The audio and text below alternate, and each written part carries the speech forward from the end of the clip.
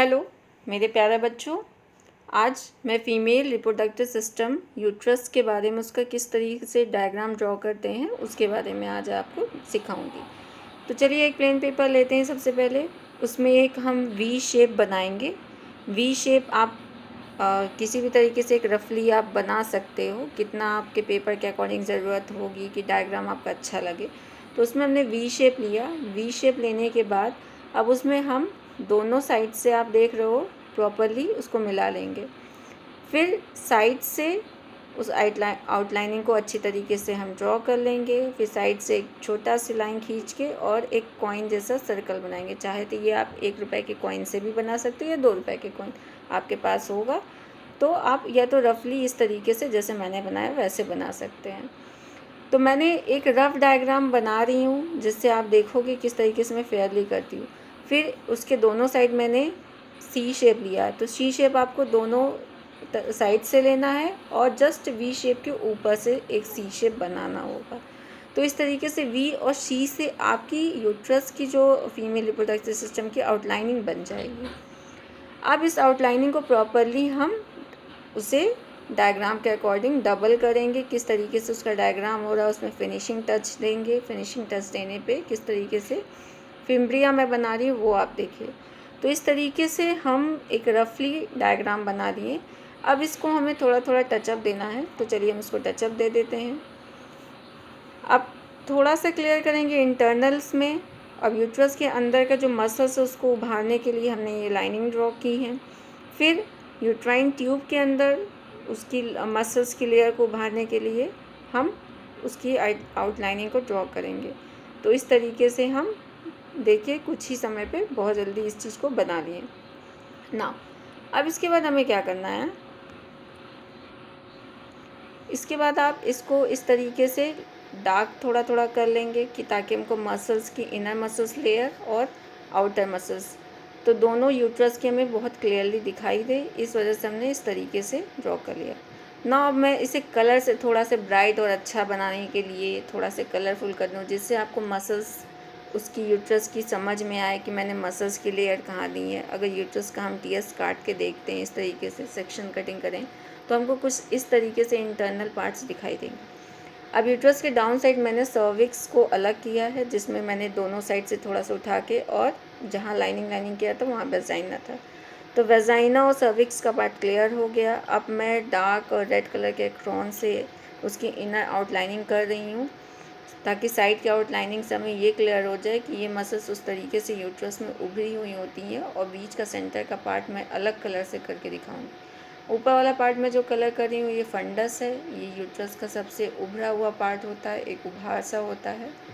तो दोनों साइड में ये फंडस जो होता है वो ऊपर की तरफ यूट्राइन ट्यूब से अटैच होता है दोनों साइड।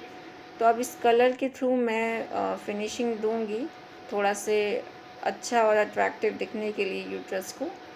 तो इस तरीके से मैं कलर कर रही हूँ ताकि आपको पता रहे कि किस तरीके से इंटरनल बॉडी में ओवम और स्पर्म का जो फर्टिलाइजेशन होता है उसको इनर स्पेस कहाँ मिलता है। तो जितना मैंने आउटलाइनिंग की है रेड कलर से वो मसल्स का एरिया है और जो पिंक कलर से मैं इंटरनली अब कर रही हूँ इस जगह इसमें फर्टिलाइजेशंस की प्रोसेस यूट्राइन ट्यूब में होती है। तो ये एक प्रोसेसिंग है जहाँ पे यूट्रस परफॉर्म करता है और बेबी कंसीव होने के बाद वहीं पे इम्प्लांट होता है और फीटस वहीं डेवलप होता है।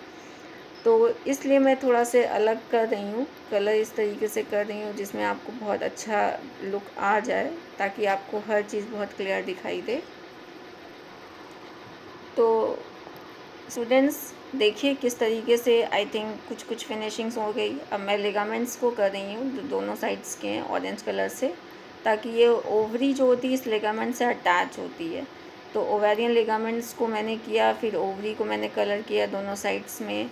अब उसमें मैंने एक हाफ ओवरी दिखाई है और एक ओवरी को बस फिम्ब्रिया के साथ कैच होते हुए दिखाया और एक पूरा फिम्ब्रिया ने कैच कर लिया है ओवरी को।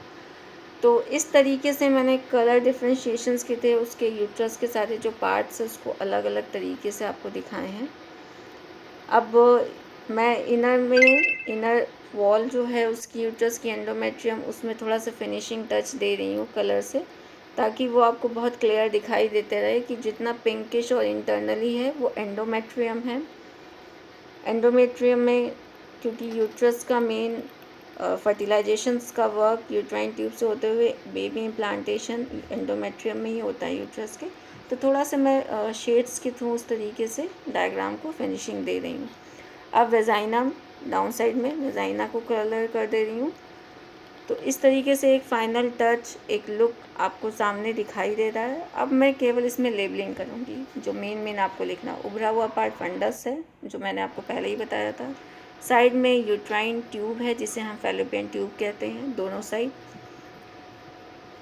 सो फैलोपियन ट्यूब और uterine tube both are the same things, no one different, ये डिफरेंट नहीं है। Down side is there the vagina and this one is the ovary.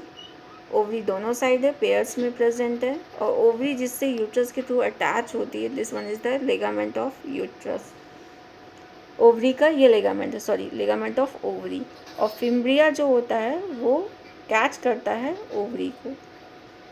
Fimbria के बाद जो अपर पार्ट है that is called the infundibulum and centre part is called the uterus. मैं uterus इसलिए क्योंकि ये बीच का जितना पार्ट है अगर फैलोपियन ट्यूब को छोड़ दे that is called the uterine cavity.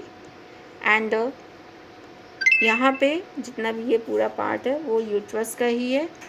फिर this one is the cervix. तो ये आपका पूरा डायग्राम क्लियर हो गया है।